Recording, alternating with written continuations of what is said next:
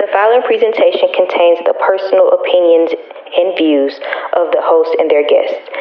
These views are their own and do not represent, reflect, or imply the official policies or positions of any organization, company, or association. Viewer discretion is advised. Just hide. From the 45, don't get out of line. Yeah. Ooh, pick a side. Only double lines we cross is dollar signs. Yeah. Hold up. Wait, I hear you just got paid. Make it rain. Hey, listeners. We are back. And look at your girls. Like 1 week after our last pod, y'all should be so proud of us. Love Island got us on our feet. That is the only reason why we are back so quick. It is so much has happened since our pod has came out. Like we have to address some things. We were able to watch the latest episode tonight, which was the second portion of movie night. And we got to talk about it. So we're going to get straight into it. This is another Love Island episode. So if you ain't watching, you need to watch. Understand if y'all want to hit the fast forward, that's fine. But talking about we watching Love Island. So we have to talk since the last time we were on here.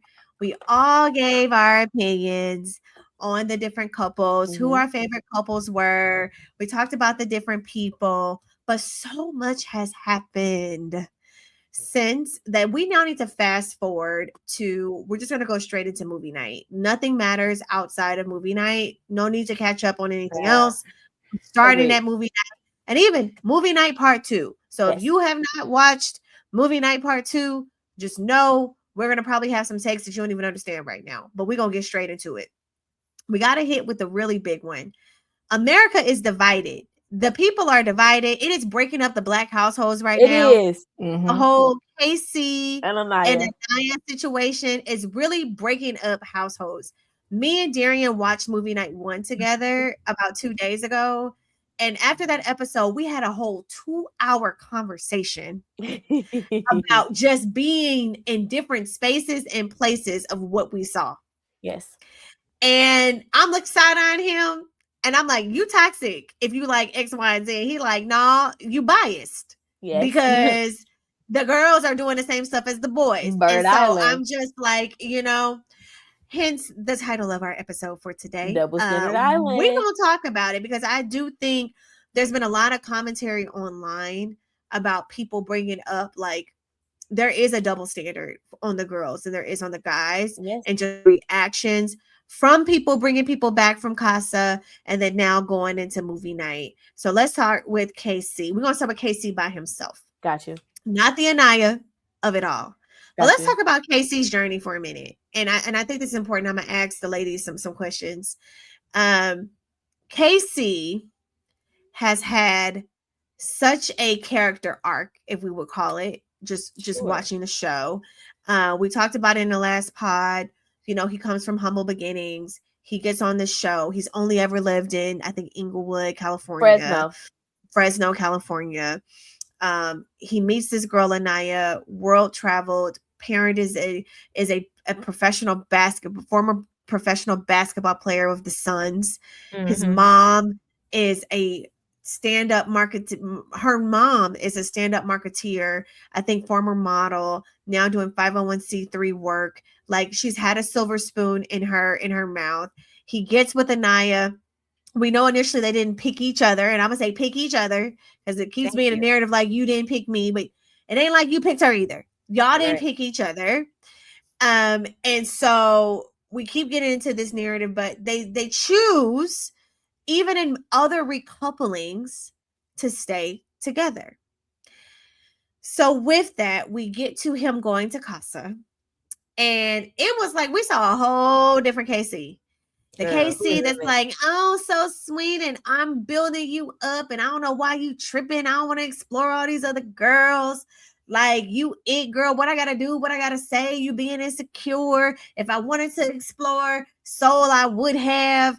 All of that goes down the drain. He goes to Casa. He see them fine women walking up in there in them different costumes, jumping on their men And he said, "What's good?" Anaya ain't around, and we finally get to see the more laid back side of Casey. And I would honestly probably say the more real side of Casey. Exactly. So he really finds a solid connection with a girl that he mentions. Her name is TT. And he's like, she reminds me of my mother, my sister. Like, I can be myself around her. We can be silly and like, so he's really vibing with TT. He comes back to the casa. And Anaya's silly self, although she had a great relationship and a great connection with Carl, who seems more mature, seems more socioeconomic class, world traveled, really meaningful conversations. She even, this is the double standard. She even gives him much more play than she gives Casey in a very short amount of time that we see. But yet, she see all her other girls winning with they men that they want before her. And she like, maybe I need to pick my man. Maybe I'm tripping. I know we had an argument, but he gonna come back to me. And she stands 10 toes down and says Casey's name. And walk Casey. With TT. As he should. And she starts bawling. I mean, she visibly cannot hold her anger, her emotion, her She's sadness. embarrassed. She is so embarrassed. And we're going to break this down. We're going to break it down what the embarrassment really is about. But she is so embarrassed. And she keeps saying, I should have picked Carl. So it's even, to me, less about Casey bringing in somebody else, but she should have went with her first instinct of the connection that she had. So she goes off on Casey. The girls go off on Casey. It really gets really disrespectful. If we all talked about it, it gets very disrespectful. The girls get extremely disrespectful to Casey. And immature. They get honestly very disrespectful to TT, if you ask me, who is just a player in this. Right. Because I'm TT. All because they're trying to stand up for their girl who also has her own mouth and can speak for herself. I want to talk about that, but we'll get there. Okay, so because it's been a while since we've had this, we got to kind of fast forward to where we are today, right? So Anaya is bawling. She's saying her two words like, "Wow, I didn't see this coming," but deep down, she knew. She did. Like she knew. She knew because they had seen the videos. They had seen the videos. So she say knew. It again, Shay. They had seen the videos that the producers had sent them, so she knew that there was a strong possibility he's not gonna be with her. With somebody else. But they let them see the full heart rate challenge. Can we pause before we even get to Casa, guys? I think this is the one thing that everybody continues to forget. Their last conversation before Casa, she says, "Do you? I don't care." Those were her last words to KC. Keep going, Marla. So with her saying that, did she say that out of anger, as in you better not do you if you want to be with me? Or is she saying that like, go ahead and do you because I'm gonna do me? We see still to this day. Okay, so after watching season 6, so I finally watched the entire. Let's go back. All right, come on, Shay. So after watching season 6, I feel like nobody was playing the game right. And I don't remember who said it first, but they have been coupled up pretty much the entire time. Couples Island Soul said that. Which is not what it's supposed to be. That's why bombshells are not having a good time. Yeah, you're supposed to like explore. Yes. Like Serena and Cordell didn't even like really get together until after like Casa. Literally. Yes. I was texting girls like, what do you mean they end up together? Because I'm watching this. They're not together. She's not giving him no play. Yes. None. I mean, they're yelling in his face every time he turns around. So what do you mean they're going to end up together? Yes. But obviously they did, and they won, and they're still together now. But like, even in season 7, now, yes, it was much more explicit, I guess. Well, but Shay, can I be honest? season 7 was not a real Love Island season. It was Influencer Island. That was, that was production I didn't trying they something. pre-knew each other, and y'all kept saying that like they shouldn't even know each other. And the Thank fact you, that Marla. like some of them worked together, or some of them did shoots together, or some of them was in each Well, other's they all came already. into the show So you with like already at least knew. 50,000 Instagram followers. Like that was literally that's experiment. We put people insane. that's well like known to her, how would it go? at Yeah, it least was had weird. like 50,000 followers each coming into the villa. So that was the problem is season 6 started the popularity. Season 7 brought in new viewers, and so what viewers saw in season 7 they thought was real Love Island, and it was not. It was not. So now we go to season 8, and it's like even worse. But if I could give it some background, I think this is closest to a true Love Island situation because these people are. This is how I put it. This is how I put it to people. I feel like every season of Love Island has like a group ethos, group thought situation that happens, right? And that determines what the season is going to be, right? Season 6 was my first season watching because I got into it when I saw the after Casa situation and I saw Serena going off on Cordell, and all I saw was Odell Beckham's little brother, and Odell is at the white party with Michael Rubin on 4th of July weekend, and they're only talking about his little brother. So I was like, what's he? Let me watch. So I go back and I watch. I will say season 6 ethos, it was very much girls ran that island. They all explored. It was very much the girls ate the men up. It wasn't a massage view of anything. It wasn't like a super feminine view of anything either. I think it was very balanced. Like the men played and the women played. Everybody played season 6, right? I think season 7 came around and the ethos was Ace. Whatever Ace thought, the island thought. That's real. And he wanted to run it, and he did. And he got into everybody's like ethos of like, you need to explore. If you're not exploring, you're not winning. You're going home. Even though he wasn't really exploring. Thank you.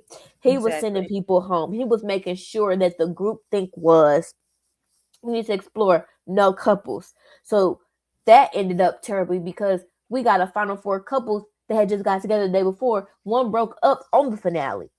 Literally. Yeah, it was so bad. You see what I'm saying? So then you get to season 8 where we are now. I think the group ethos is the women think they run everything. And I think that there is no accountability and that it's possession. That's what I would say. Season 8 ethos to me is possession. Day 1, this my man. You can't have him. She can't have him. Nobody can have him. This is my man. It was Couples Island from day 1. So that changed the whole entire game of the situation to where I'm so upset that I'm taking up for men because I'm realizing how group think really does affect women more than men. If you really want to think about it and sit about and really parse the situation of this season, the problem is the women. And I hate to say it, I really I am like I want to cry. I really want to cry about the fact that I'm sticking up for men. On Love Island. You're sticking up for men, but it's also like you are, because we are not those type of women. True. It's like we have to like defend the situation. Like, see, not all of us are like that. True. You know, all women aren't like that. True. Because the way that they have behaved, specifically Trinity and Anaya, and I hate to say that about my beautiful Black queens. I love them. But it is beyond disrespectful. Yes. Like being mad. Trinity, why are you mad at Casey? Like you're getting and only mad Casey.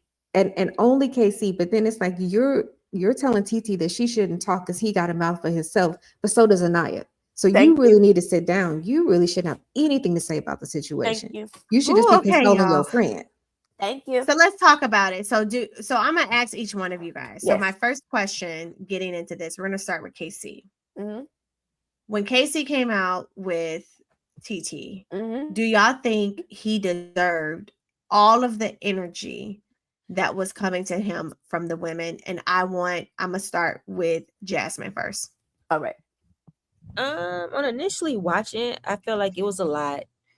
But also I think sometimes production or someone tries to cook up the whole another thing. The Cordell and Sierra, like how she went off and all. It's like they trying to they're trying to get that again. And it's like, I don't think this warranted that.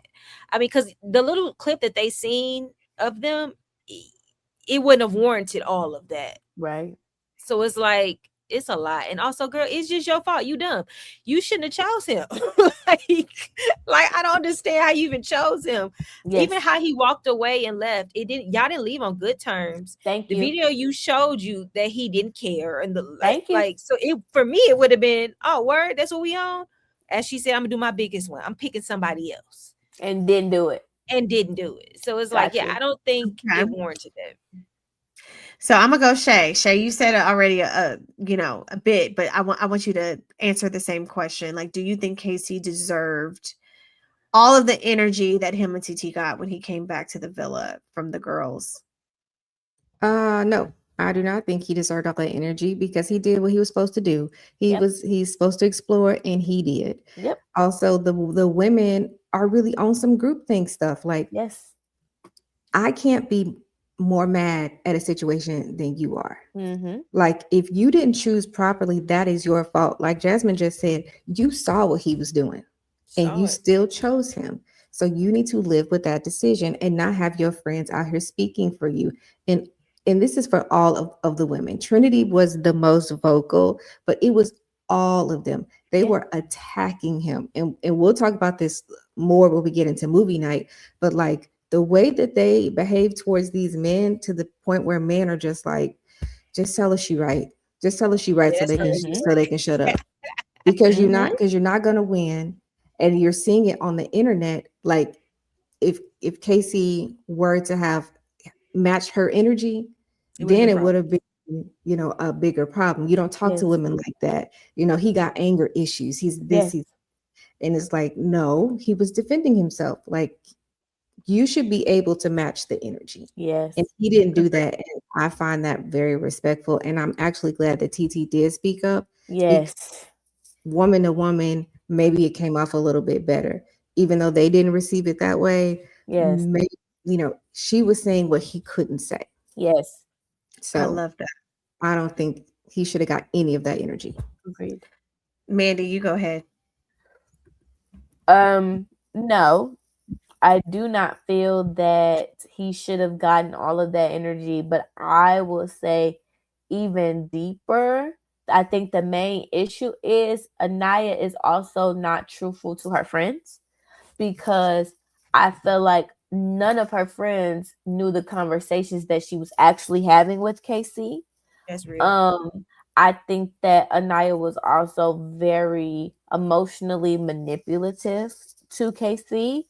To the fact that it was almost like the thing is, I'm trying to talk about this in not a way where it's like I'm putting these words on these characters that I see for an hour out of a 24-hour day, but what I see from Anaya is that she's very emotionally manipulative with him, but I also think it comes from lack of exploration in her personal life. I think that the sense of her emotions being so heightened is because this is her first experience. I truly believe this is her first experience in multiple ways. It's her first experience being with a Black man that is, quote unquote, I'm not going to say not her type, but let's look at her track record. Her equal. Right. I'm going to look at her track record. She stood at Sincere Store. That's her real. Second option was Sean. Yeah. Let's not forget. Okay. And she was coupled up with KC because they were the only two left. Right. And once the game started going, she realized my safe option is to just stay with this connection, because I realized nobody else in this villa is wanting to have a connection with me. So I think they kind of trauma bonded. My thought is, I think that Anaya and Casey trauma bonded besides the fact that we're both dark-skinned Black people and nobody else wants us. That's my thought. So I think that she manipulated everybody in the situation, because I think that when you come from a privileged background, it's very easy to kind of go that almost Karen route. And being Black, you can still be a Karen. Just saying. I think that it's so many things I think about Anaya, but the moral of the story, I feel like she emotionally manipulated the situation to where he was so scared to do anything that once he got to the point of Casa where she's not looking, he doesn't have to worry about her crying. He doesn't have to worry about her like, I just don't feel like you like me, and like him having to always big her up. Once that was removed and they brought somebody that is exactly his type, and like I think Shay said it, production, very dirty games they play. Very dirty games that they play with setting up the whole situation of bringing exactly somebody's type at the right exact moment. I think it's a choice that none of the bombshells were dark-skinned women. I think it was a choice that none of the bombshells were quote unquote Anaya's type. I also think that KC was just gonna lose in the situation regardless. Like, I just truly think that production already set it up to where it's like, sorry, you're the loser. Yeah. Like, I think they just set it up, and I don't like groupthink. But I also think she, like I said, my main point is she wasn't genuine with her friends, because none of her friends knew that every single time that they talked, Casey would say, I would like to explore. I would like to try different things. I would like this. I would love to do this. She wasn't telling Melanie and them any of that. She didn't tell them that their last conversation was, I'm going to go do me, because she told them to. She didn't tell them none of that. So in the grand scheme of things, it looked like she was done wrong. And to me, and I'm not even trying to be no Casey apologist, because he did a lot wrong, right? But that's just out of immaturity. But I truly feel like she set him up. He didn't deserve any of that. And like you said, I applaud Tierra for standing up for him, because I don't care if this the first time my man asked me to be his girlfriend. If I'm in a room and it's like 4 or 5 women, not just going off of him, y'all, like they're cussing him out. They're calling him out his name. They're calling him the B word. They're calling him a coward. They're calling him MFers. They're not letting him even speak. He couldn't even get a word in. And you think, me, I'm going to stand there? Unfair. So I don't think any of that was correct. I do have a question. I want to go back. Go ahead. I just want to ask, we talked about how he expressed all those things, but at what point are you gonna be like, girl, look, this has been fun, it's been a nice rodeo, I think I'm going to explore, I'm going to do what I came here to. Like, it's a little bit of gamesmanship there too. Think about it, because this is why I feel like, okay, her unpopular opinion, I don't think Black people, especially dark-skinned Black people, should go on any dating show. I agree. I think that if you're not mixed, or if you're not like if you don't look like Soul, literally, or if you like, they create shows like this to do us in every time. Do us in every time. And so they isolate. And so I did my research, and a lot of people that go on these dating shows, they say when you are signing up for this, or when they're casting you, they ask you what's your preference, right? Not only do they ask you what's your preference, they ask you to send pictures of your last 3 current exes so you can back that up. Right. So that moment when Casey says, Soul looks like my ex-girlfriend, that was done on purpose by production. Of course. By the way. And that put Anaya in the head a tailspin. And so when I say they trauma bonded, your question is exactly what I'm saying. They trauma bonded because they both knew neither one of each other were desirable to any other person in that villa. And I think that's the reason why Anaya was so hurt, because it's like, I have no option. And I said this our last episode, I believe. Anaya had no other person to explore. She was nobody's type in that villa but Casey. And I think that's why he played up the whole, you're the blueprint. You're everything. And like he said, like, I grew up with a dark-skinned sister. I know how she feels. So I know what I need to pour into you in the moment. I think it was very sincere, but I also think it was a trauma bond where it's like, I hate he said that because I feel like that puts you in a already talking about the blueprint for Black women, but then you choose another. It's like, but let's be so real. Can I say my opinion? He also chose a dark-skinned Black woman. The other women in the villa were dark-skinned Black. Both of his people that he had connections with. I give him that, but I just feel like once you said that, that was kind of like the nail in the coffin. And I agree. The production set it up for that. Of course. You see what I'm saying? Okay, so I'm gonna say this. I think two things can be true. I did not like how the girls went off on him. I think it was very disrespectful walking in with another woman who know nothing about y'all, have no relationship with y'all popping off of a sis who about that life. And you popping off like that, like you warranted to get something from me. And what I will say is Casey explored, and I'm proud of him for standing 10 toes down in his decision, which was very difficult. Now, where I feel like he went wrong. Okay. And this is where me and my husband went back and forth on. Got you. KC had a right to explore.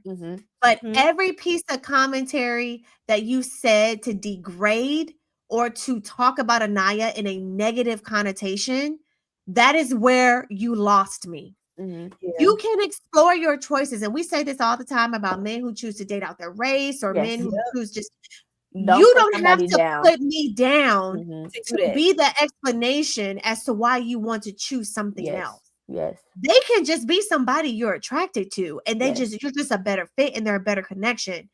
But there's so many opportunity for you to just be like, I feel free. I feel like this is a connection I want to explore. Yes. She's that girl. Like, she reminds me of my family, and just talk about her. But every chance he could between him and Corbin's conversation. But it's Corbin. Let's talk about it. But hold on. But he took the bait. And he said some really nasty, negative things about Anaya.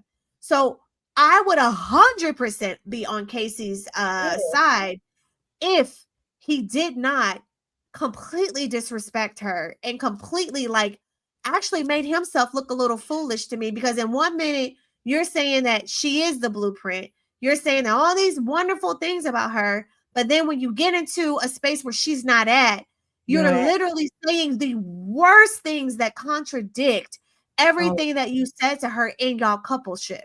So now I do understand why she feels like, okay, now she should have known he wasn't coming back to her. Right. But at the same time, you didn't have to demean or disrespect me to say that this beautiful Black woman that you chose is the right person for you to get there. You didn't have to demean me and talk about me in the way that he talks about. Even in the heart rate challenge, it wasn't even hours after he left that villa that he started talking so negatively about her, when he literally just got into an argument with her about like she tripping because I don't know what you're thinking. I never said that. I don't think that. I think you're amazing. And then not even a few hours later, you got these women coming out and let them bounce, let them pounce, whatever. But you're bringing me up in a negative way when you could have just enjoyed them. Exactly. So this is where me and Darian was having like a little bit of conversation back and forth of like, I'm not mad at Casey for exploring. I'm like, I need you to understand, like, to the men in the room, we are not mad that Casey explored a better connection that was better than him and Anaya. We literally say there's social economic differences. We literally said that he felt like he can't be himself. He felt like he has to be serious all the time because Anaya don't play no games and she's not a laughing kind of girl. He wasn't getting no play. We get it. But these are things that he never said to her before the casa. And then you get in the casa and then you're like, we're not a good match. She don't do this. She's a granny. It just was so disrespectful of like, and I think he would have won with America if he didn't do all of that. Because then there would be no sides. Yeah. It would be like, KC has a right to explore. And he found somebody that was a better connection. Let him explore that person and bring that person here. But you literally, as America and as a Black woman, you degraded and like the conversations, and we're going to talk about movie night. No, that reel that they played for movie night, I was like, and he even admitted this himself. He admitted it himself after he saw that movie night clip.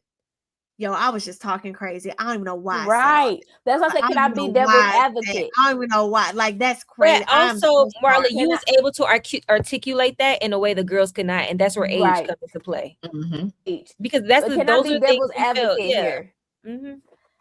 I think that the real issue with Corbin and Casey is they truly forget that there's cameras in their face.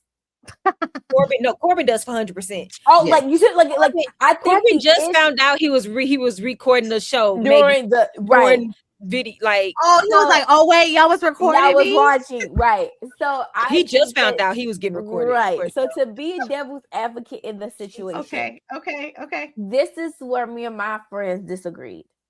I truly did not feel it was the word disrespectful. I thought it was not tasteful because I too, when I'm feeling away about a situation, I might get in a basically like if our group chat got exposed. Lord help. You see what I'm saying? Like if I'm innocent, Your Honor. You see what I'm saying? Hey, take me down. I did it. I said it. Right. Like, my views are my own and not my company's that I support. Right. I'm Corbin to the nonsense. So, right. Like, what y'all talking about? Like, to be devil's advocate in the situation, if you beefing with your man and you call your best girl up and you just talking like you're talking mess, like you're saying some like I've said some crazy stuff to Rafael about like any relationship I've been in the moment, because it's like, man, he got me messed up, he's stupid, he dumb. Like you say these things to your best friend in the moment, and you also have to give some empathy to the fact that these people have no phones, they cannot talk to their family, they cannot talk to their best friends. Yeah. They have no out, like there is no like, and I used to think like that's cap, like they get them something. No, like the people say like them 6 weeks that you're in that villa, you're in a different world. You see how much weight they lose because they don't eat for real. Like, do you like it's so many different. They eating grilled cheese sandwiches. You see what I'm saying? I wish they would give me grilled cheese. It was avocado. Now we on grilled cheese. So that's what I'm saying. So it's like they have nobody else to talk to. So that's why the connection seems so crazy to people. And that's why best friendships happen so quick. And so for KC and Corbin to sit there and say they high school girls and they're college girls, like all of that is what we will be texting our best friend. Like, he got me so messed up.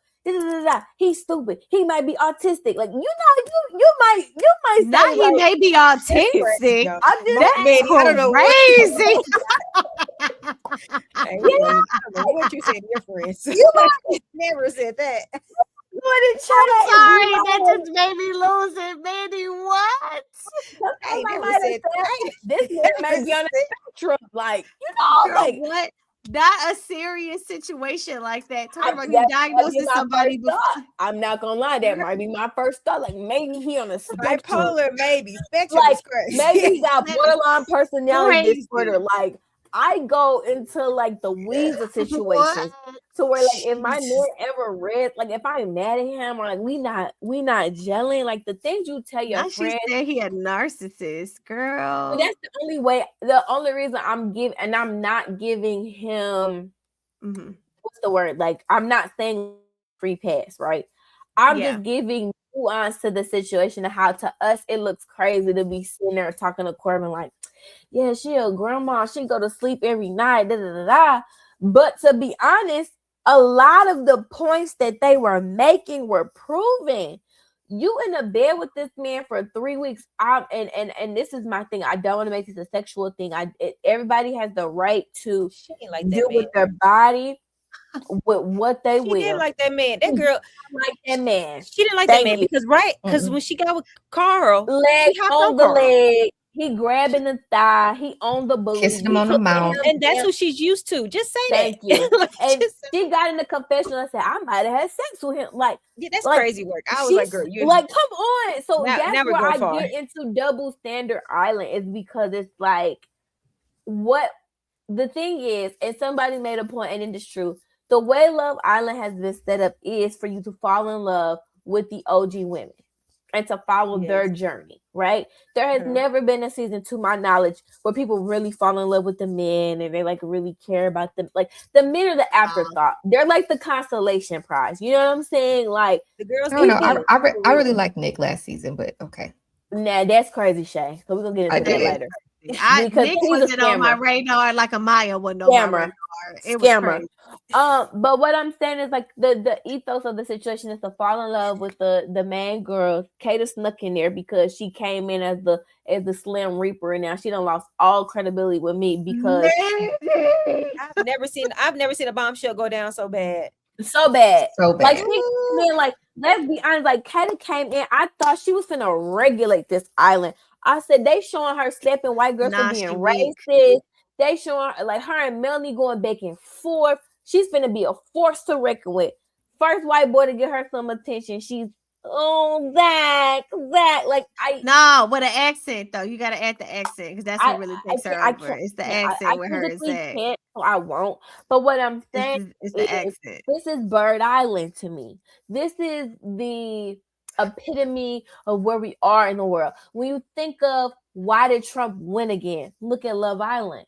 Look how idiotic these young humans are. They don't have social, what's the word? Ineptitude. They don't have it because of big word. They don't have it because of COVID. They were separated in college. They didn't have a college. To be honest, the reason that that's really the problem. Mm-hmm. They didn't go to college and have them experiences as you supposed. So what they going through in Love Island is what you're supposed to be going through in college. Without the camera. Right. Some of them are without the camera. And that's the thing. You're supposed to build up this man lying to me. He playing on me. I know what to do in this situation. You know what I'm saying? Mm-hmm. They don't have that. I mean, they are super young. Like, except for Bryce, he's 30. Bryce is 30, and so girl is 27. Girl with Parmita. Bryce. She's too old too.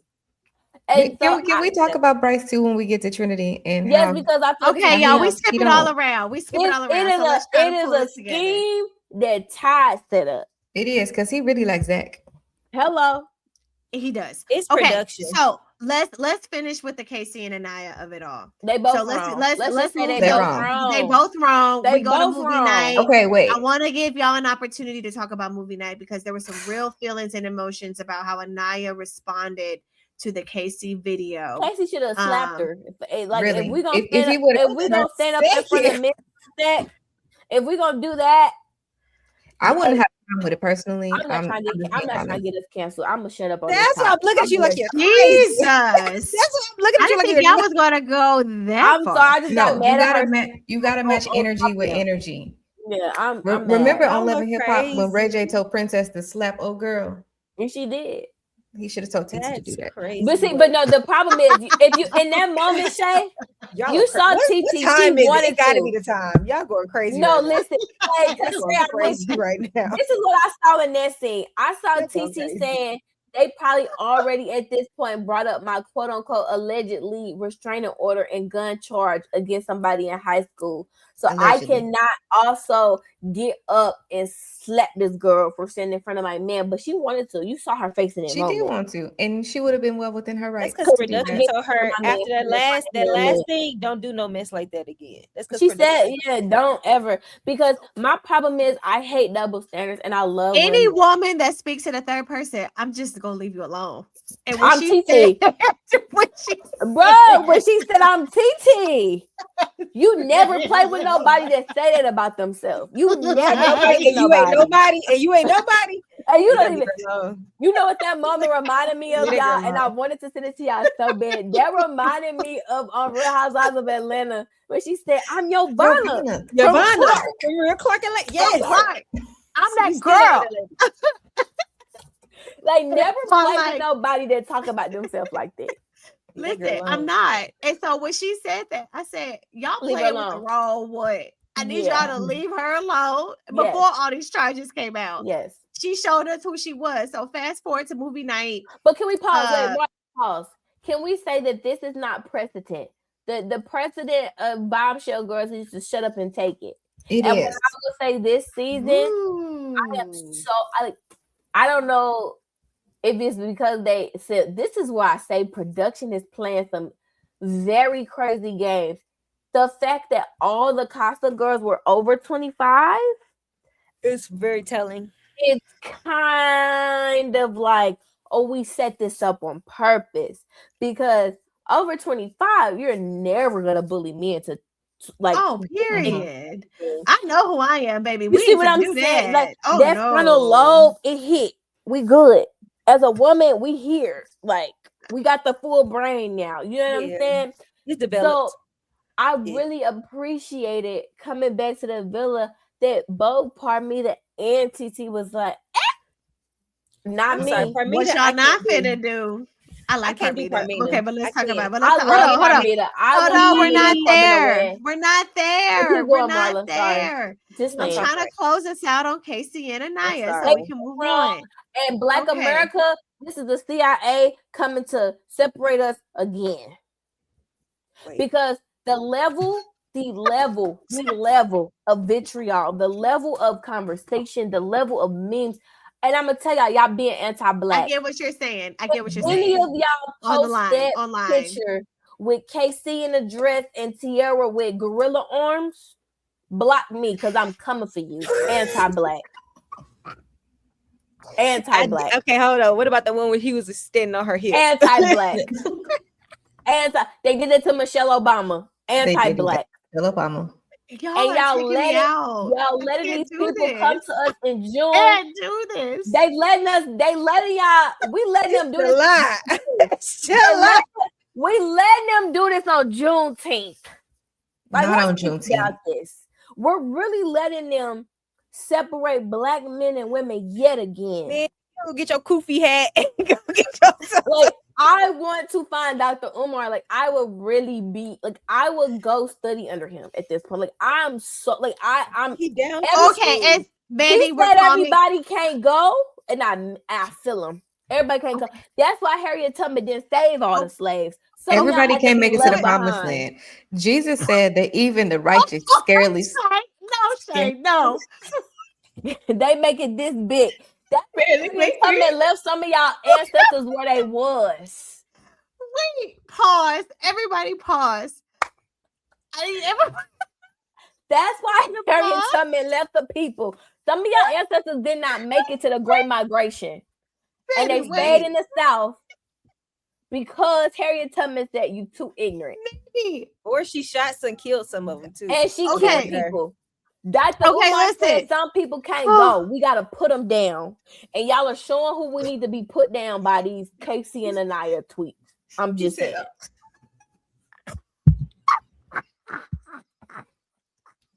It's my new brown paper bag test. What do you feel about Casey and Anaya? You need to get put down.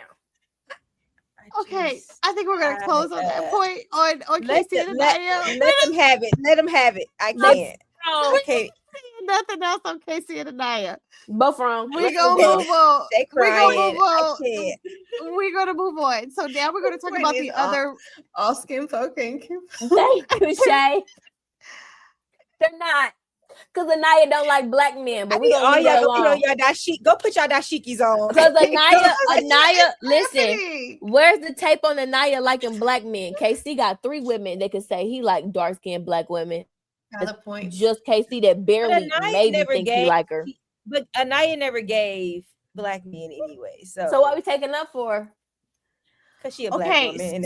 So with that, we are going to go to Kenzie. The whore in the villa. Skip that. Go to the next one. She a hoe. Get her out of here. Whore. She doing splits and hoeing. Get her out of here. But can we talk about her movie night though before we move on? It did nothing. No, can I be honest with y'all? Nothing. Her movie night gave nothing. I'm so mad. Everybody I'm said gonna be 100. I'm gonna be 100% honest with y'all. I skipped her movie night because I said I can't do the set. I couldn't do the second embarrassment. I couldn't do it. So they actually went soft on her, Jasmine. I think they could have went a lot harder. Her movie night said this.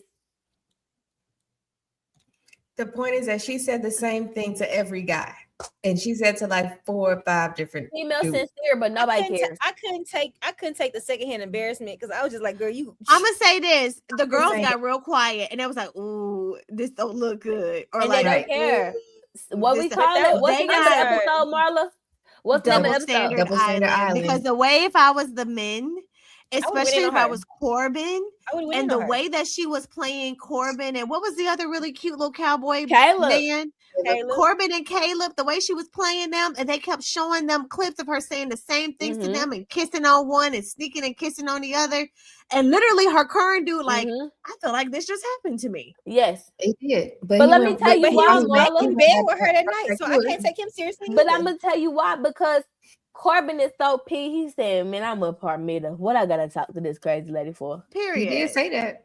Like he didn't say not a word. He just said, "Wow, this crazy." Corbin didn't like that girl like that. He didn't. She was easy though. She was easy. Yeah, she was easy. What's it called? He was DJing her. I never heard of these terms in my life to this show. DJing French fries. I said, I know I'm old. Like I said, a lot of people out here eating your French fries. Real bad. So what I am going to say is I do want to talk about, like, from a friendship perspective. She's a whore. I'm going to give Kenzie, what was the girl name that I keep forgetting? Jen. Jen's conversation with Kenzie, I give her 10 points. Jen is very smart though, because she's saying some good stuff on that couch. 10 points. Yeah. I was like, oh, she clocked her, and Kenzie wasn't ready for it. Can I also? Like, I hate that I have to always be devil's advocate, but it's just never no fun when a rabbit got the gun, because let's not remember in that movie night when Melanie and Corbin were coupled, and Kenzie was like, I still want to kiss on him. I don't care that he's with Melanie. What did Jen say? Go do it. Who cares? It's never any fun when a rabbit got the gun. And it's so fun. It's so funny because that's when the racial dynamics of the show really started showing to me. I knew she was about to take it there. Go ahead. I'm just saying it because remember, Kenzie wanted to be the core 4, core 3, or whatever they called a girl. She wants to be all up in their face, right? And then the bombshell Jen came in. She said, you know what? I can tell her about me being a hoe because she's not going to judge me. So let me cut off the core 4 and let me only talk to Jen about my whorish ways. And she's going to take up for me, which she did every time. But it's never any fun when a rabbit got the gun, because guess what? When you enable bad behavior of your friends, it's always a chance it's going to come back to you. So I don't feel bad for, I don't even know what to call the girl. I mean, she not teen. The booty not hidden. The body not hidden. She got boobs. Okay, great. Good for you. But like, no man that shows her. Nope. But gal or goal, whatever, he ugly. Jasmine, what? Oh, go, whatever his name. I don't know what that man name. He ugly. He don't want her. Why is he in this villa? The fact that all the men y'all could have chose the best to do. The man, two women wanted him. No. Women wanted him. Man made a fake argument with Jen night 1 after the recoupling and said, "Hey, I'm not rocking with you, babe." So he's like, "I do not see it for you." So I don't feel bad for the white girl Jen. I don't feel bad for any snowbody in this villa because they decided to do that to my girl Melanie when I was actually a stan, and we're not there yet. No, I'm just saying, like, but for real, like, you're talking about Jen and going off on Kenzie. But what I'm saying is being a devil's advocate. It was kind of weak at the same time to say if we weren't in the villa, I wouldn't be your friend, because all the behavior that she's doing is the same. My issue is she has not changed. Kenzie has been this girl since day 1. You changed because it came around your corner. That's it. Ooh. You changed because she's taking your man. Like, if she didn't pull Gall aside, Kenzie moving like a doggone Grim Reaper. She the real Grim Reaper in that mud. Kenzie is who they thought Gabe was, and we don't want to talk about it. Can I tell the truth? This might be an unpopular opinion. Double standard. This might be an unpopular opinion. I would rather be Kenzie than Melanie, because guess what? When a man play in her face, she do what? Exit stage, left on to the next. I got 2 more. But then for her to keep going to Corbin, you're lustful, girl. I don't want to hear lust come out your mouth. She might talk all that talk, but Kenzie always got 2 in the stash. She's never went outside. That's true. She do, and I don't understand it because the girl can't make full sentences. But we are going to just continue. She a nurse. She's that over a nurse that barely passed 6th grade or whatever she said. I don't want it no more. Kennesaw State has a very esteemed nursing school. And she said she go there. It's like it's very hard to get into. It's hard to believe. Somebody said she's a Cheyenne. What's her name? Cheyenne Bryant. They said she's a Cheyenne Bryant. No, but there's actually pictures. Like she actually graduated. Like what's crazy is her classmates are like on TikTok. Like, y'all don't judge us. Please don't judge us. We all are smart. I don't know what happened with her. Like her classmates are like. But anytime she does this, I want to kick her in the face. And I want you to know Kennesaw is not the country. It is not this random city in the middle of Georgia. It is literally like, let's say O'Fallon, maybe, to St. Louis. Mm-hmm. Makes sense. You know, she reminds me of Aubrey O'Day from like very beginning. Yes, Aubrey is more educated and can put full sentences together better than Kenzie. I'm talking about the way she looks. We talking about the way she look and what she gives. Like pick me, like I want you, I want you, I want you, I want you. Yeah. And Kenzie, and she didn't get ate up enough. Split. I want somebody to write like whore on her bed. My daughter can read better than Kenzie at 5. I don't know. I don't know, y'all. I don't have. Look, I think somebody should like really bully her. Like, if we're gonna take some bullying, wait a minute, Mandy. What are we talking about? We do not believe at this podcast. Do not believe if we're gonna bully anybody. Can we don't believe in that. Because for you to be running around believe in that, Mandy. I think she can't be running dude to dude though, like that. Because the problem that I'm having on this racial dynamic, and this is why I'm really gonna get at the producers. If I ever see somebody say I'm a producer on Love Island, I might step them because her being the only white blonde person serves a purpose because she's never getting voted out by the fans because the white vote is going to automatically go to her.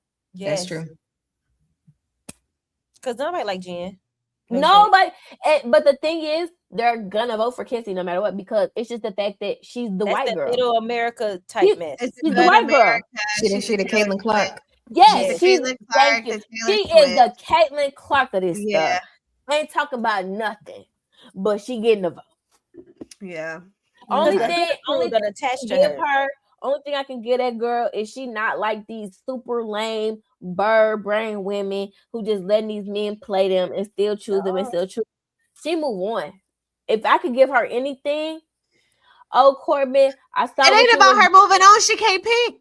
She can't pick. Her issue is she can't pick between which one she wants. She got a whole nother problem. I would rather somebody tell me I can't pick than to look like Kata or Melanie. Okay, let's get to it. Okay, so now we're going to move on a little bit from Kenzie. Clearly, we don't see for Kenzie.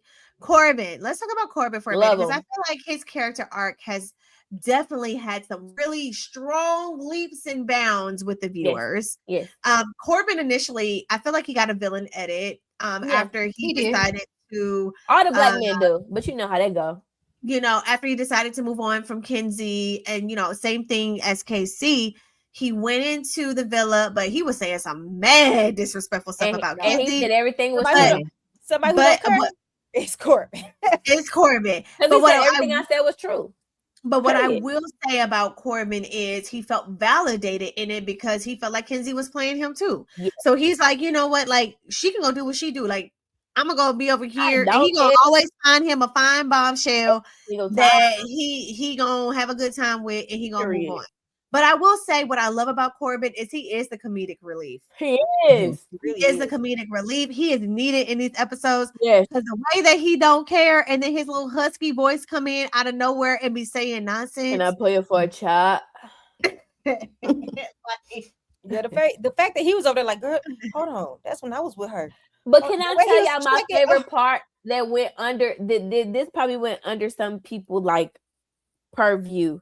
When KC movie night was happening and they showed KC in Casa and he kissed the other girl, I forgot the other girl, Amber, whatever the other black girl. The girl that's still there now that they brought back. No, not Amora. It was the other girl. The girl that went home. Yeah. The other black girl. Because remember, KC had said the first night he wanted to sleep with Tierra, and the second night he tried the other black girl. Yeah. Uh-huh. First thing that came out of Corbin mouth, I don't think he cared about this, right?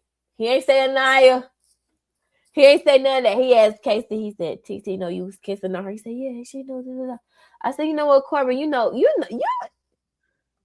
all right with me. Forget Anaya. Do your new girl know what you was doing? That's what I really care about." And the fact that Corbin had to look there and say, "Now I'm crazy, but this is like DEFCON." I mean, he was blown away by He was blown away by everybody. Let's just move on. Hold on, let's just move on. Let's just move on from Corbin. Everybody, Corbin, you're getting a better edit. I can't listen. Continue. I actually like him with his new match. I love him. I'm here for it. Are y'all for real? This girl cannot. Not ballerina. I'm pro-host. Every time she talk, I'm like, I don't know if she got a lisp or is like an accent. I don't care. I'm like, girl, I love it. I thought she was 27, but she told me she's 27. Talking about some little girl. Yeah, girl, you out. Jasmine, she fine, and she look exotic to him. That's all he care about.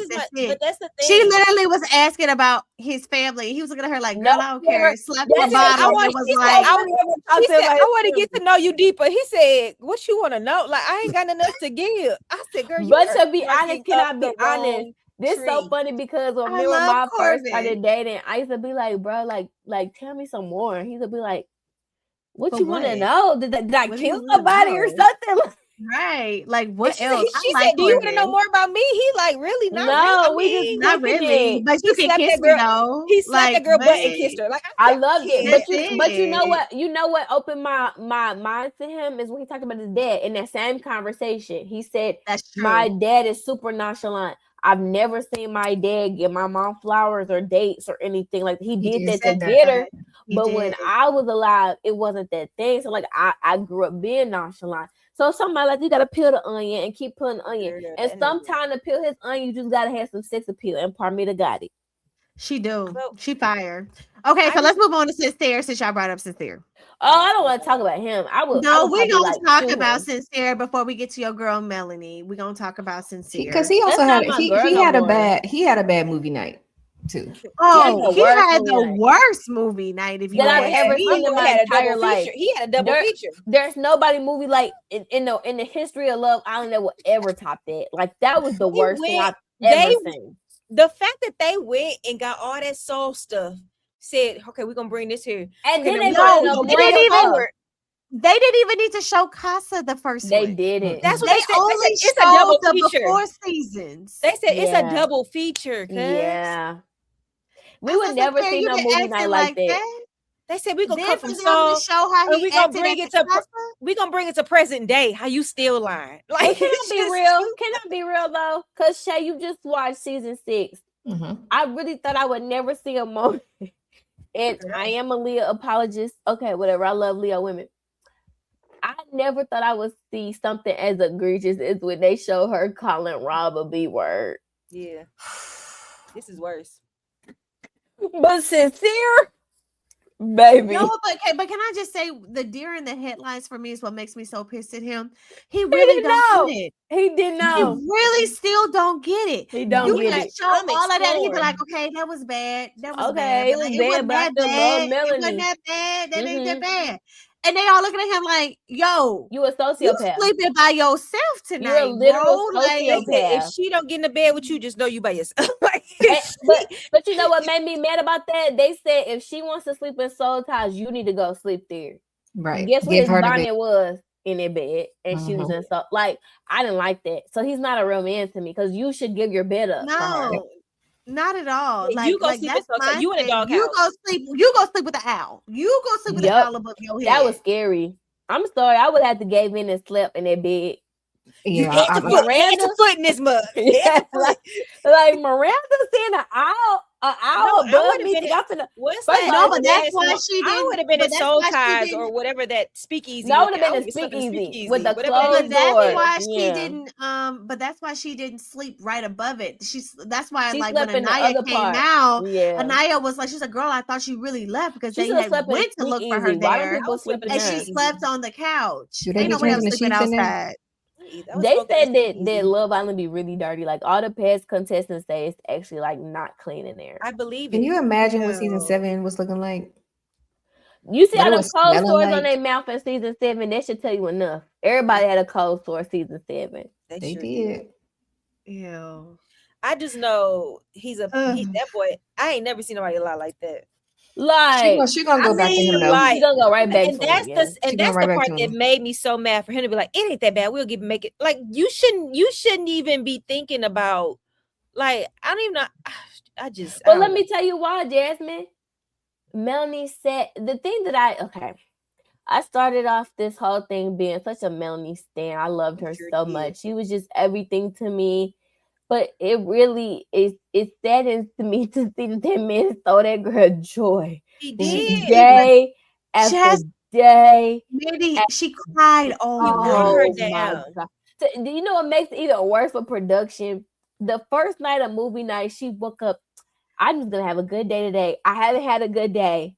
They said you won't movie night. Like, oh my God. Literally. Like she said, I just want to relax and chill. I want to have a good day with Sincere today.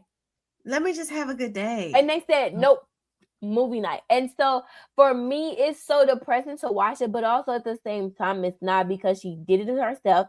The thing about her, and the one thing that I loved about her from day one, I felt like Melanie was so self-aware. And the difference is she still is self-aware. She just doesn't care. Because when she gives these speeches, like, I look like the girl that say, at least he comes home at night. I look like the girl. She says all of the things we're thinking. She says it. She'll be like, I look crazy because I let you go do whatever you do, and I still choose you. Nobody said you don't look crazy. Everybody said she love that man. That's my problem. She don't like that man. She love that man, bro. She's in love because she is in love. You know when I knew. This is when I knew. When she did that whole holding, and I hate how she was holding her top up. Like, girl, fix your top. You can't have no bad night with your boobs finna flop out. Like, that's terrible combination.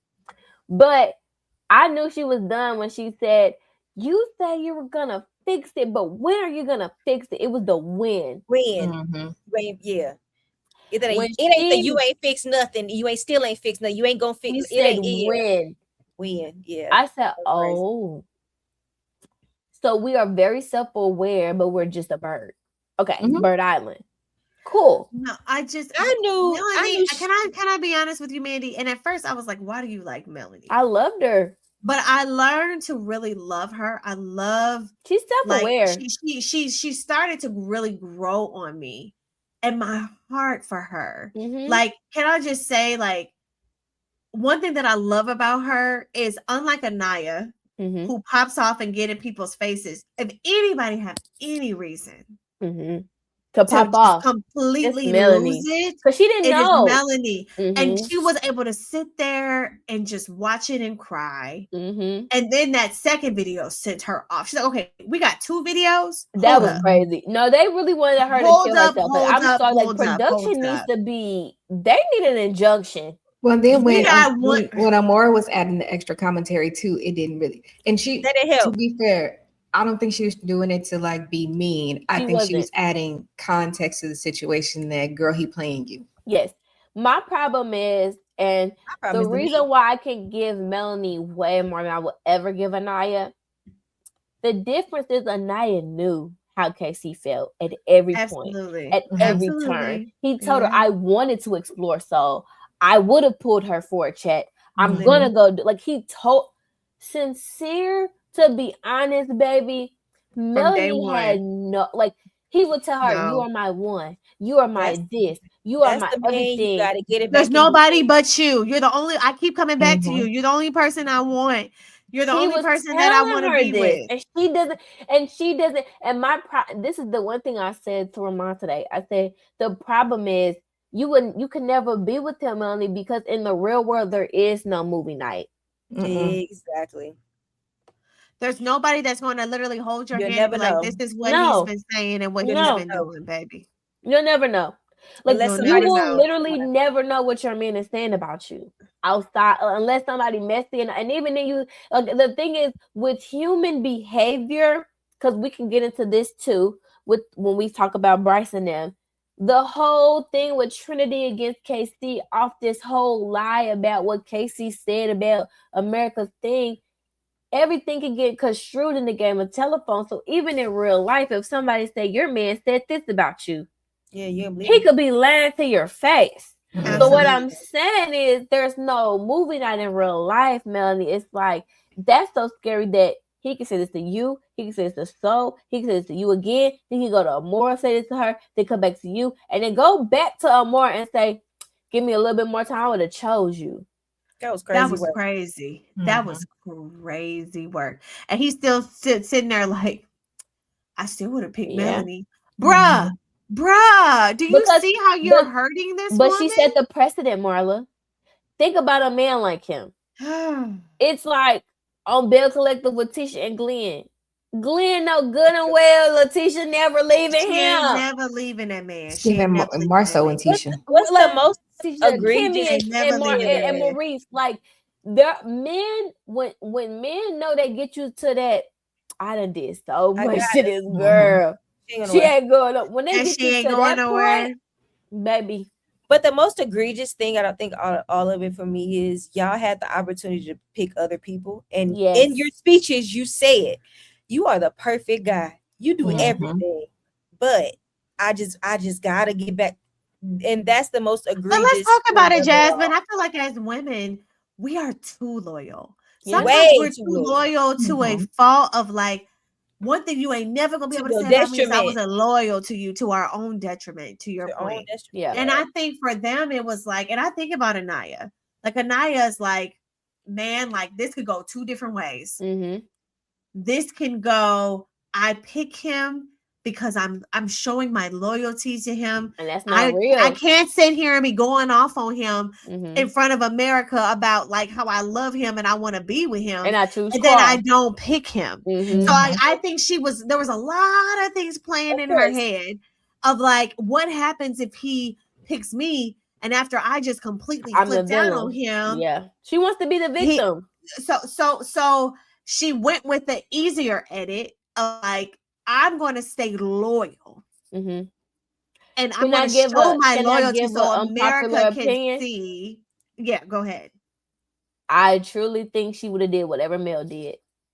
I was going to say that too. I think when she seen her two friends pick what they picked. And they got what they got. They got what they got.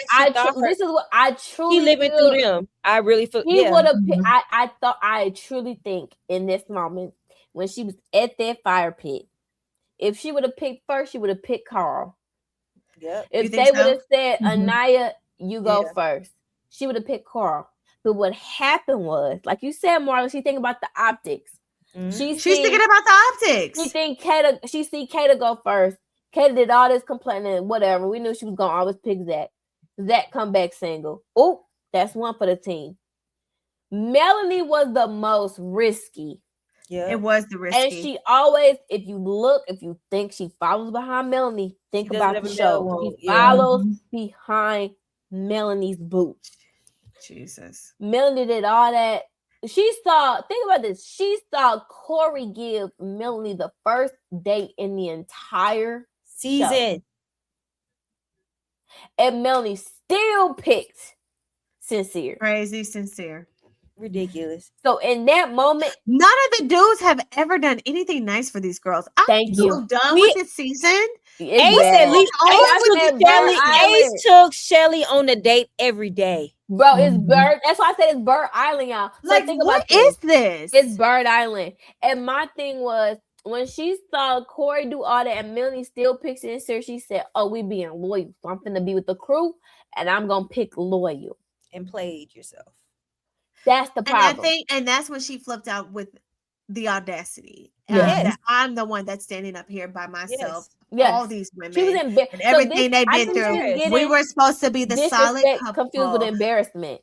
Yes. She was more embarrassed than anything. She was more embarrassed. I just wish she would be honest and just say that. She was more embarrassed than anything. The guys tried to get her I want to go home.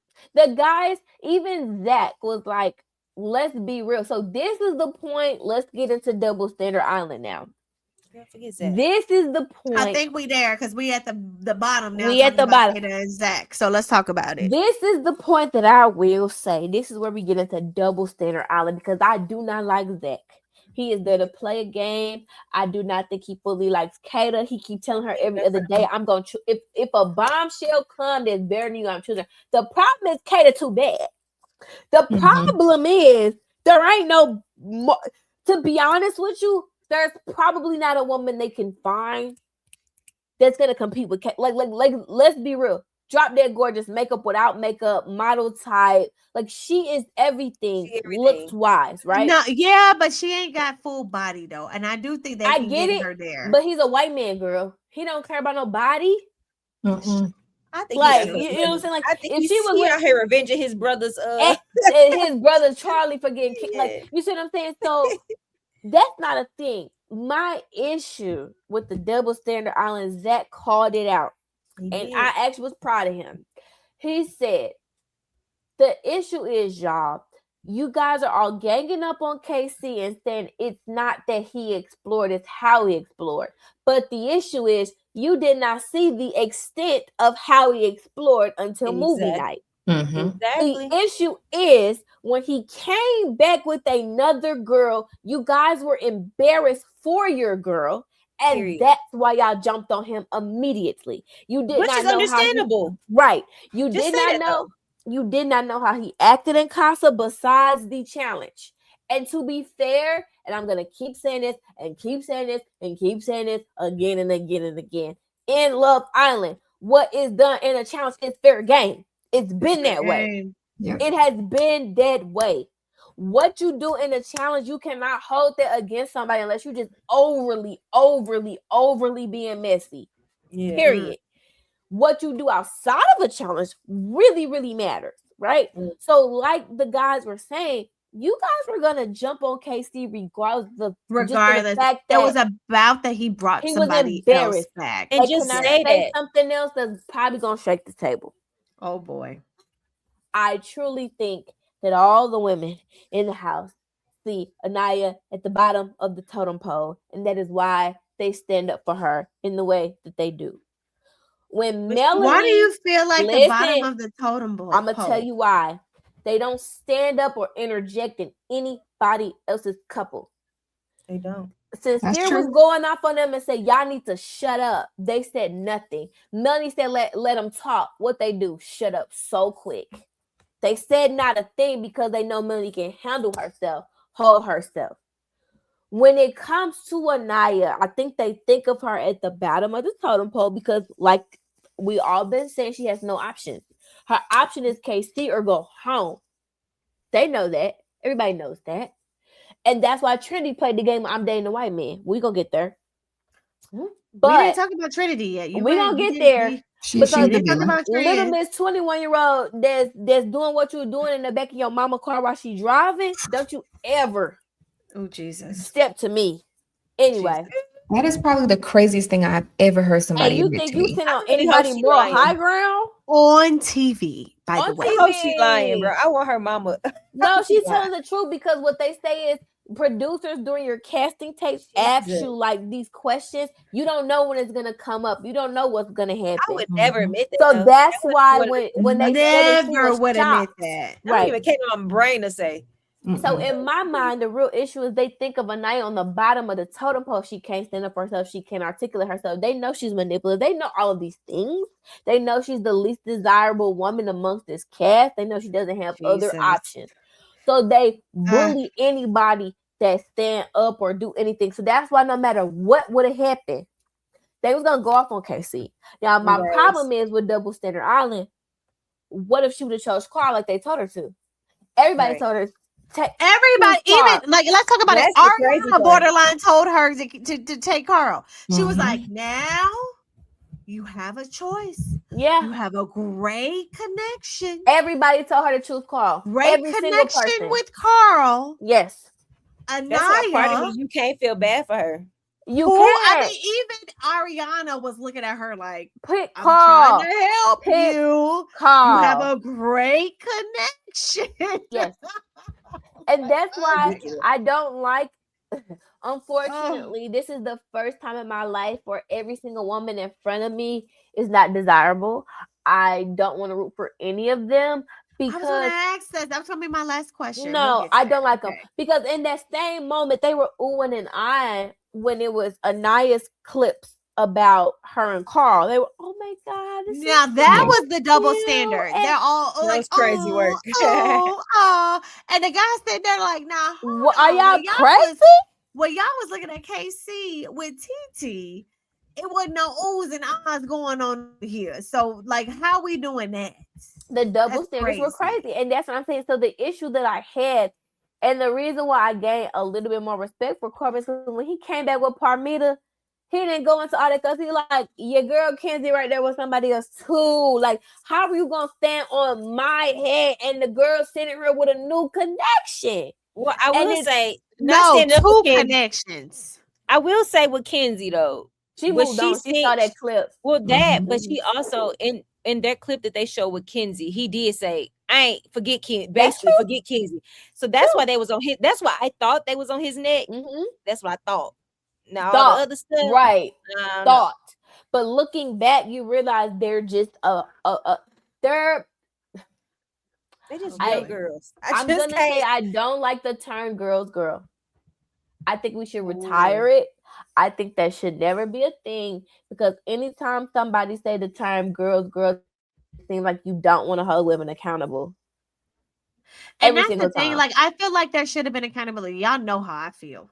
Like, y'all know I'm we have sidebars on how I feel about, like, people can only be real friends or real in your life if you hold them accountable. Because other than that, it ends in sweeping stuff under the rug. And you holding stuff in your heart. And then you look 15 years down the line and you like, I don't even know why I don't even like that person. And it's like, you didn't even give that person an opportunity to evolve or change for what you needed them to be. Just like in a relationship, it's the same thing for friendships. It's the same thing in anything. Give them an opportunity to respond. Now, we do got to talk about, as Black women. I'm scared. We're going to end with this. And as far as my other nuances, Anaya standing up in front of KC and getting in his face at movie night. I think I don't want to have daughters no more. I'm scared. I'm scared of the world. Like, I don't know which one I want to have, daughters or sons. I don't want to have daughters or sons. I don't know. Like, it's just scary. Where did that come from? Okay, wait. No, hold on, Jasmine. Where did that come from? I'm scared. Well, I'm confused. What does that have anything to do with what happened? Like, I would tell my son, like, I don't know. I'm just scared, y'all. Like, the way the world is moving, the fact that girl got in that man's face like that. Like, but you know how we talk, but this is the thing. I look at it as this. You know how we talked about how she grew up versus how he grew up. Something in me tells me she is in that moment, because she went back and apologized. Like, but in that moment, she was very. That was producers. I'm about to say, I think, because they knew how crazy that was. Well, we talked about this earlier in a different conversation, that the apology needs to be just as loud as the disrespect. But the thing is too about how she grew up in spaces. That's why my kids. If you live in the hood or you live wherever you live, that can never go down. Public school, bro. That can never go down because men. Not even men, dudes be hitting on women straight up. You holding up in a man's face in the hood. You ready for it. So that's why I say her lack of growing up where she around grew people up in privilege, and in that world, some of that is accepted. But if you around the way, that ain't never going down. That ain't gonna never go down. And I respect Casey in that moment. He let his head down where he was at and said, "I cannot approach this." How I probably would. He was like, I'm not even going to talk to so this. Scary, this will go to a place. This will go to a place. That's what I'm saying. I got so scared but it also made me really, in that moment, I think I've never felt for a Black man, because just tell how defeated he couldn't even look up. Like, he couldn't talk. Couldn't even. They wouldn't let him talk. They wouldn't let him talk. His girl, they cussing out him. They cussing out his friends for standing up for him. Like, I have never felt that defeated about a Black man in my life. And I will also say, like, it's crazy that Anaya is from Atlanta. She's from Atlanta. Yeah. I do not the people done already outed where she went to school. She went to Woodward Academy and she went to something Creek. I forgot where she graduated high school from. And Willow Creek, was it Willow Creek? It was something Creek. Yeah. Some part of but it's like I think it's also like to touch on this is crazy. But she's very elitist. And her mother is too. If you see her mother's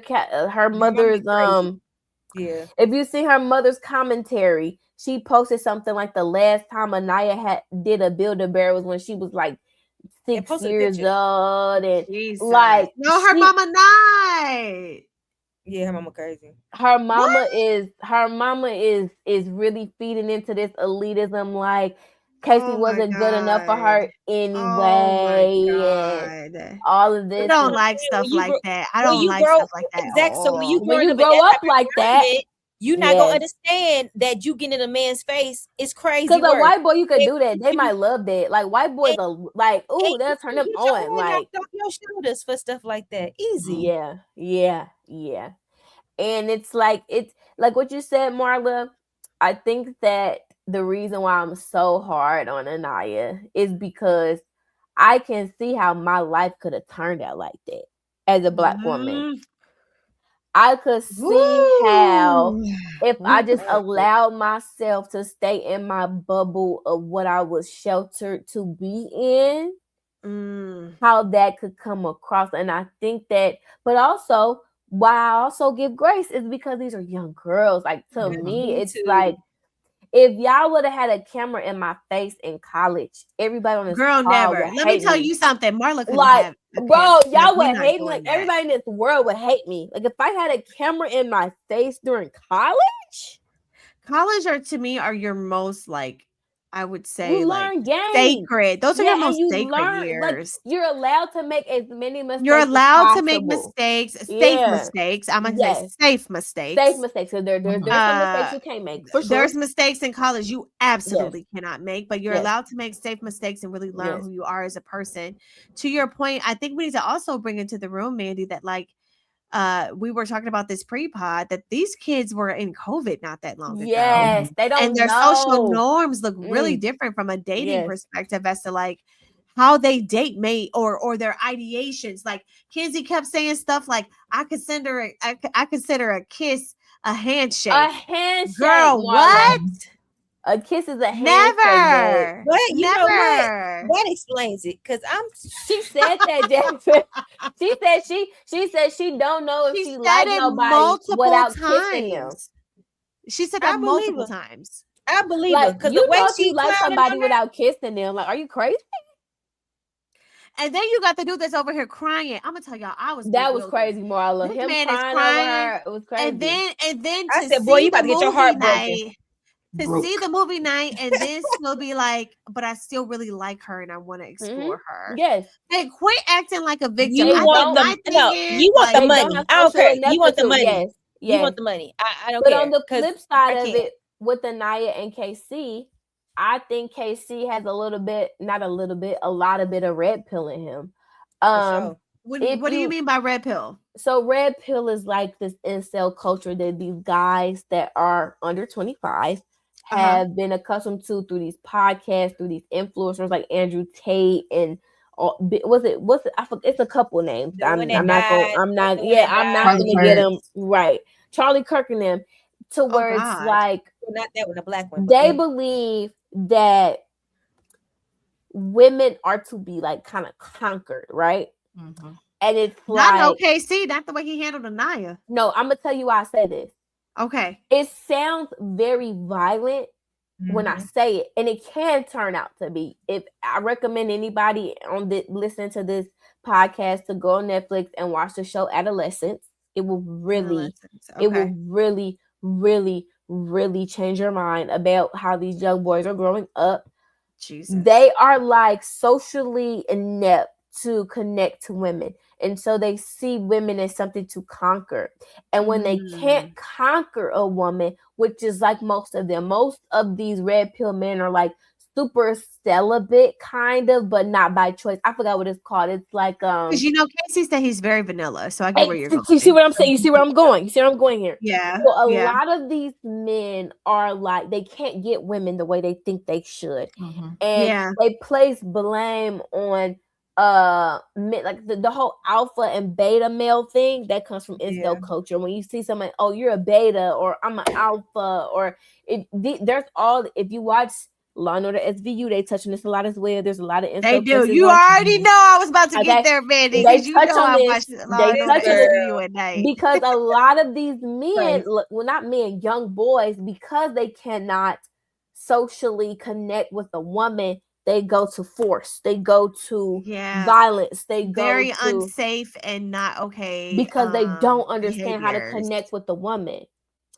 Incel, it stands for an involuntary celibate. That's what that means. Oh, so like, in other words, you don't want to be it, but you are that because you're having a hard time. And so there was a situation on SVU where that was a really bad episode where that boy was.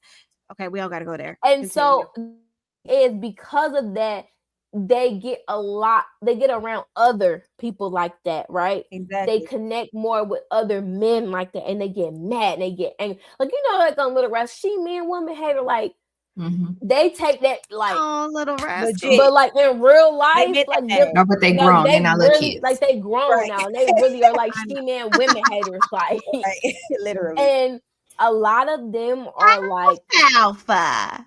But see, that was the start of incel culture, but then we made fun of it. Then we made fun of it. But these little boys now, they're on chat rooms and they're listening to podcasts and they're meeting each other and they're, you know what, like she really not talking about nothing. Like we'll show her. Like they're like that. And so my issue with KC and the reason why I'm saying she don't want to do nothing up in this room. Yes. But mind you, Jay, mind you, the juxtaposition of that, Jasmine, is him saying I'm very vanilla when it comes to sex. So why was you even on that? He gets shy when the girl asks him about sex. He says, "Oh, I'm watching Family Guy. I don't do toys, and I'm very like." He's a nerd. No, he's an incel. There's a difference. Oh God. There's a difference. Why you so hyped up? When you with your homeboy, you so hyped up about it. You see what I'm saying? When you get around other men, her, right? Okay, so can we talk about it? There are a lot of TikToks of like guys talking about like Casey is a dude that strikes them as somebody who's never had play before, an incel, and he got on this involuntary, and like he don't know how to handle himself because he's never had so many options in front of him. Yes. And why Casa was such a big moment for him was because all them girls showed that they wanted him. Yes. And that's why he got out of character and out of That's why he said nobody picked me. Nobody stood at my door. Going back to that. Yeah. And tonight's episode, the one thing that really made me realize, oh, this man is red pill, he's an incel for real. When he said to her, he said, I held resentment towards you. I did not let out. He said that in his apology to Anaya tonight. Which was like, boy, we've been here for like 3 weeks. You already resenting me? God damn. But what kind of resentment? Like the resentment of not picking him, the resentment of not lifting him up the way he lifted her up, the resentment of when he wanted to explore. She was entitled. She was not good. Right. And I'm not saying that he's 100% wrong, but what I'm saying is I think the nuance that we have to have is these young boys are incels. They're raised on this red pill. And that's why it was so funny my first season ever watching. When Serena asked Cordell, you listen to podcasts. That was her way of checking. Yes, she did. Are you an incel? That was her way of like. But what if they don't listen to podcasts? That was good. What you watch on YouTube? That's what she wanted. Right. That's what she wanted. Because she was like, what do you listen to podcasts? Are you like a podcast guy? And if you would have been like, yeah, I listen to Charlie Kirk. I listen to then would have been like, that's when incel culture first really started with season 6, Marjorie. That's 2 years ago. So imagine now we're post Trump's second election where he won the majority of young males under like it is an epidemic. I get what you're saying. Okay, got it. We're 2 years post when we started realizing there's an epidemic coming with these young men of and then COVID happened and made it worse. Corbin, the way he be talking, Corbin is red pill. Like the problem is he ain't get off Corbin. Get off Corbin. But I will say the shift of Love Island. Even watching UK, all of these men now are red pill. Yeah. All like no, it's like no Marla. They like safe out here. Marla, it is very scary. What does this mean for dating in America? Look at it. We're watching it. Look at us. Look at us. We're watching it. Like we're literally in a society. I can't. That's why I'm like, these people need to go talk to their sons. And this is why I recommend anybody who's listening, please. It's gonna be very daunting. It's gonna change your life. It's gonna make you sad. It's gonna make you cry. It's gonna make you feel a lot of things.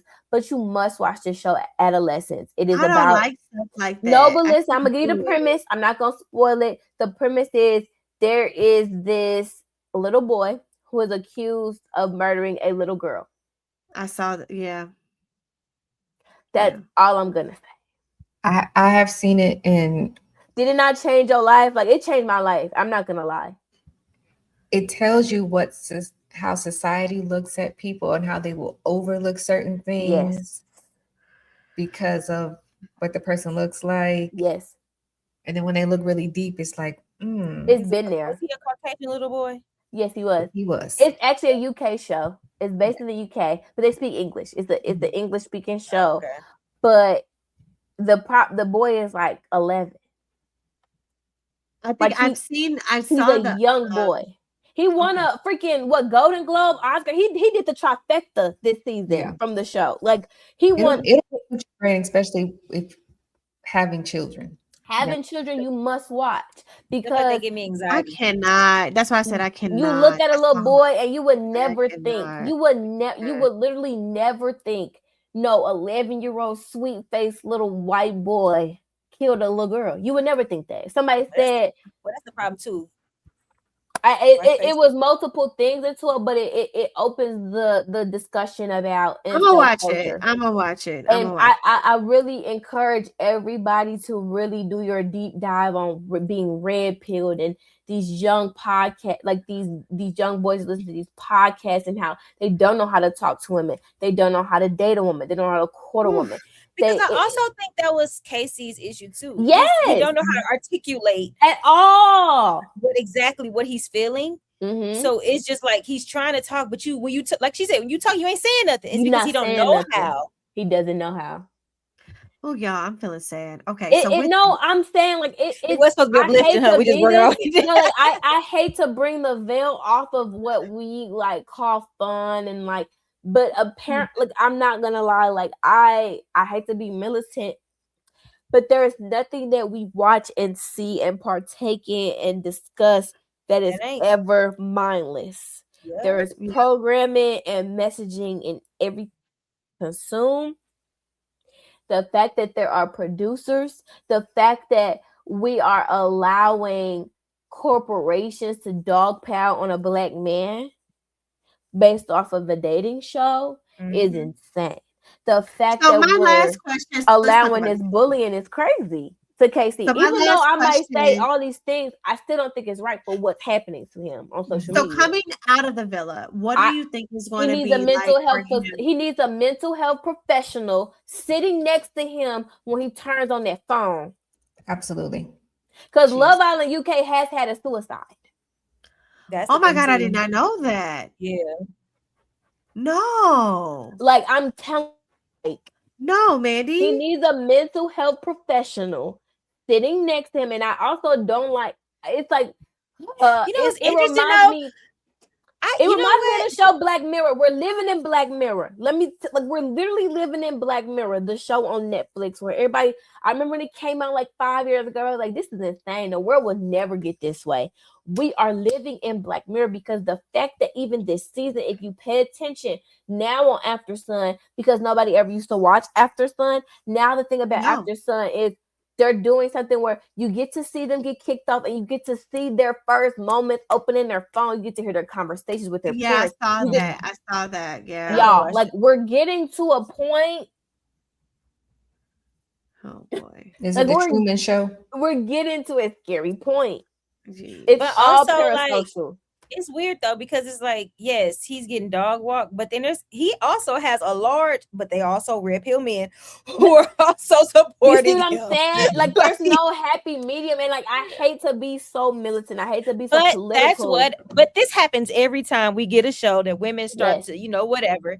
These men jump on board, get to watch it, and then do this every time. It never fails. So it makes you actually not want to watch Love TV. Island was a girl show, but now you know what don't do with this? Their boyfriends. Books don't do this. Books never do this because men don't open and read them.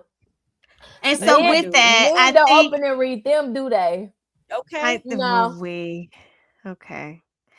So with that, I think guys, we still got a lot left of Love Island, so we're gonna get this out to you guys very. No, we only got one more week. We got one more week. Yeah, I'm about to say it'll be over by the wedding. Yeah, girl, it ain't that many people coupled off.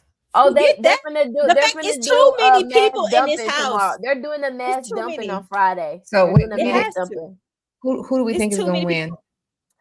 They set it up for Trinity and Bryce already. It's set up for them.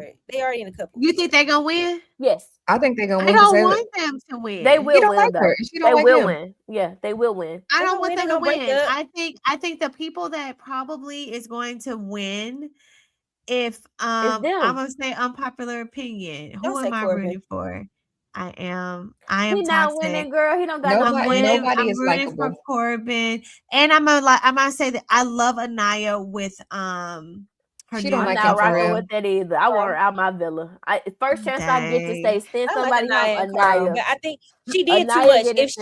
If she would have got with Carl when she was supposed to, I would have said it would have been. She would have won if she would have got with Carl when she was supposed to. I would have voted for her. She would have definitely won. Yeah, she would have been America's sweetheart and favorite because she did pull that stunt. Girl, you played yourself. Yeah, unfortunately. Oh, that's so sad, y'all. Okay. And it was crazy. And I don't like that production saved her by voting to bring some people back. I don't like that. Because bringing Amora back for what? Because they did the same thing last season. Yeah, and it didn't even work. To deal with Melanie. They wanted to break Melanie and it Sincere didn't even work. I voted for Corey to come back. I voted for Corey. I voted for the other black girl and I voted for Corey because I feel like Anaya shouldn't have got another chance. I want her out my villa. I want Kata out my villa. Who else? I want Trinity out my villa. They are not gonna win. They're toxic. Andy want an empty villa. Start over, refresh, new season. Bring on the bombshells. The core four gotta go. And Melanie, I'm so sorry. Like they stole your joy and they stole your fandom from me because I'm not a fan. Dang, you're not a fan of Mel no more? I have no clients anymore. There's no. I have no. You were really riding for her because and I still stand by this. She's the most self-aware person in the villa, and that's the only thing I could stand by her on. That and she's just choosing to be stupid. And to be honest, that was me in college. I was Melanie in college. I mean, all of us were Melanie at some points in our lives. I was. We are literally going. We picked the dude, and then we like. But if you play with him, I'm gonna leave. It did. I'm gonna leave this time. You don't deserve me, but I picked you anyway. And you will never get this again from me. Did he call you the next month? Again, but let us just speak life into one of our girls. We like, you don't need no Build-A-Bear dude. You over here looking at him. Look at us. But I'm sitting here looking at her like, girl, you listening to the words that you say? Yep, that was me. She spoke life into that girl for her to sit there and she spoke the best life. And the crazy thing is, like, she be speaking life to herself. She just don't take the advice. But Melanie gets MVP for me. I know she's not going to win couple, but like, I'm going to give her, like, when it comes to trying to show friendship, trying to really like root for your own, even in spite of knowing what's good for you. Yeah. She really put her whole heart and sleeves into the show. Heart. Like she put it out there. I've never seen nobody like this on Love Island. For her. Like them genuine feelings. Like the one thing I will give her, like her feelings for like you could like she's in love with him. No, she loves that man. She loves that man. I hate to be Carisha, but this is why you got to play in them men's face just like they play in yours. Mm-hmm. I don't care what you do. You pick. Forget that. You pick whoever you need to pick to stay in there with you because you don't know what they gonna do. You don't know what you're gonna see later. If you would have picked Corey, you would have Sincere and Corey up in there, and you gonna have to prove you gonna have to fight to prove your love up in this island up in here. I feel like the only and I would have been like, it's gonna be just like last Corey. year with Taylor and Clark. It's gonna be KC and TT. Yeah. I would say this. What I would have loved if she would have picked Corey was like, now you got to fight for me. I think Corey a little. But now I'm about to make you fight. No, you gonna have to fight for me. No, that's Bryce and Zach. It's all them. You think because they got another man. He got the Kizzy man now too, laying in bed with him. Y'all saw that tonight? It's too much, bro.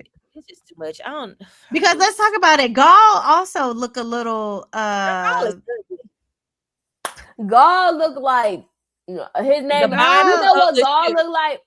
He sounded exactly like his name. Like if I read a fantasy book, it was like Gaul came down the block and he looked like a Gaul in a fantasy novel. That's what he looked like. Good God. Man, that's a fantasy novel name, and that's exactly what he looked like. It's the bottom of my shoe. You know, like Gaul came down the street. Yeah, that's him. And yeah, it's a no.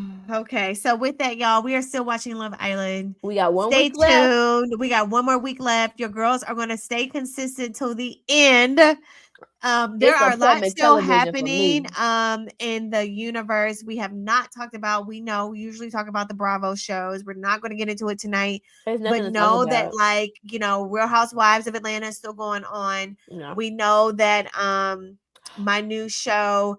What do I want to call them? Is it Salt Lake City? Rhode Island. Rhode Island just finished. We will talk about an amazing season. And the girls trip is getting ready to come out. With Nene appearing and a few others. So there's a few things Orange happening in reality. In a minute, Orange County is coming back. So we will eventually talk about that, but right now Love Island is so good that we just gotta give it its just due. So until next time, the thing I've been watching anyway. No, but I'm gonna be honest to the viewers, to the listeners. Please prepare yourself. There's a break on there's a break on Real Housewives of Atlanta this week, but the week after, baby, that's when we get into Shamia and Portia with the mamas. And we're going to do an emergency pod. Yeah. Also, I think we're not talking about it, but Mandy, the Valley is so good right now. It is. This next episode that's about to come out is going to be very explosive. I agree. So there's a lot happening in reality. It's just so much happening. It's just so much, but we just gotta focus somewhere. So if y'all want us to talk about something, we missing something. I gotta think. Like some stuff that happened. Summer House firings. There's a lot going on. That girl played with that girl man and got fired. He did collective back too, and we even talked about that. Like it's so much going on. Oh, I didn't even be watching Bell Collective. I need to get on that. No, Bell Collective. It's so good. It's so good. We didn't talk about the Love and Marriage ending. Marcel season finale. Arrested. Marcel just got arrested. There's a lot happening. Yeah, so. I don't know. We got just some emergency pods coming up. Y'all bear with us because there's a lot going on. Now, I can't guarantee in the next 2 weeks because the girl is 24 days away from getting married. Yes! I was like, we're not gonna be fighting. We ain't got time. But just know, when we come back, we hit y'all back to back. We got so much. We got so much to talk about because take a vacation, because you ain't got time for this. It's gonna be a lot when we get back. We gonna say fall is gonna be lit. That's what I can promise y'all. Fall is gonna be lit. That's September. We do take a little summer hiatus so far. We have been taking summer hiatuses. But we will promise y'all that by the end of Love Island, we are staying till the end of Love Island. So we are promise y'all Love Island, and then we'll get back to our next reality. Weekend. I can do that. Yeah. But until next time, y'all, we'll talk to y'all soon. We'll see y'all later. Bye.